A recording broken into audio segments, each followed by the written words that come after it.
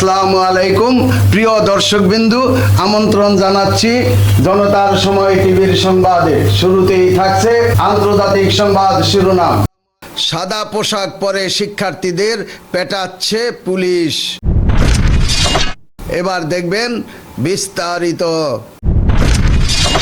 ভারতের দিল্লিতে শিক্ষামন্ত্রী ধর্মেন্দ্র প্রধানের পদত্যাগের দাবিতে বিক্ষোভরত শিক্ষার্থীদের সাদা পোশাকে থাকা কয়েকজন পুলিশ মারধর করেছেন বলে মন্তব্য করেছেন সমাজবাদী পার্টির নেতা অখিলেশ যাদব।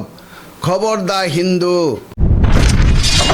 সোমবার 20 জুলাই ভারতের রাজধানী নয়াদিল্লিতে হাজারো বিক্ষোভকারী জড়ো হয়ে শিক্ষামন্ত্রীর পদত্যাগ এবং পরীক্ষা ব্যবস্থা ব্যাপক সংস্কারের দাবি জানান।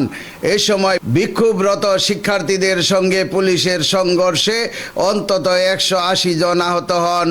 পরদিন মঙ্গলবার 21 জুলাই তিনি বলেন, স্বাধীনতার পর কোনো সরকার জনগণের সঙ্গে এমন আচরণ করবে তা কেউ কল্পনাও করতে পারেনি। হিটলার যেমন নিজের ব্যক্তিগত বাহিনী গড়ে তুলেছিলেন, ঠিক তেমনি গতকাল আমরা দেখেছি সাদা পোশাকে থাকা অনেকেই বিক্ষোভকারীদের মারধর করছেন। অখিলেশ যাদব আরও অভিযোগ করেন, বিজেপি সরকার তাদের মন্ত্রীদের পদত্যাগে বাধ্য করতে পারছে না। তার দাবি, সংস্কার জানে মন্ত্রীদের উপর পদত্যাগের চাপ দিলে তারা এই সরকারের নানা গোপন তথ্য প্রকাশ করে দিতে পারেন।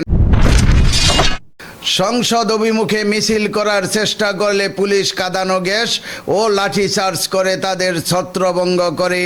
দিল্লিতে গত প্রায় 5 বছরের মধ্যে এটি ছিল অন্যতম বড় সড়ক বিক্ষোভ। দিল্লি পুলিশ জানিয়েছেন, সংঘর্ষে 178 জন আহত হয়েছেন। তাদের মধ্যে 118 জন পুলিশ সদস্য, যাদের মধ্যে ঊর্ধ্বতন কর্মকর্তারাও রয়েছেন।